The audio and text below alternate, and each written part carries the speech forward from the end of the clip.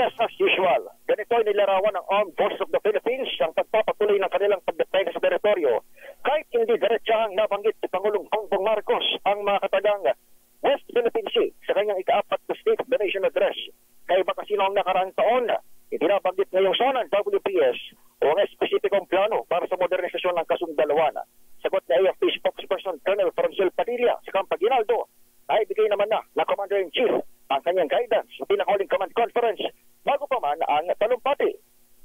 Nagkaroon naman kami ng nag-conduct naman kami ng command conference, and the guidance of the President is very clear for the Armed Forces of the Philippines. Sa talumpati ng Presidente kahapon, binanggit niyang pinatindi ng bansang paghanda, pagbabantay at self-defense sa harap ng mga tinawag na bagong banta sa soberanya. Pero kahit hindi binanggit ni PBBM kung anong klaseng bantang tinutukoy, ginayot naman AFP spokesperson for WPS Rear Admiral Roy Vincent Trinidad na handa ang militar na magsakripisyo laban sa pagiging agresibo ng China. We will be resistant and unwavering against the aggressive action of the Chinese Communist Party. In performing our mandate, the armed forces is prepared to sacrifice limb and life.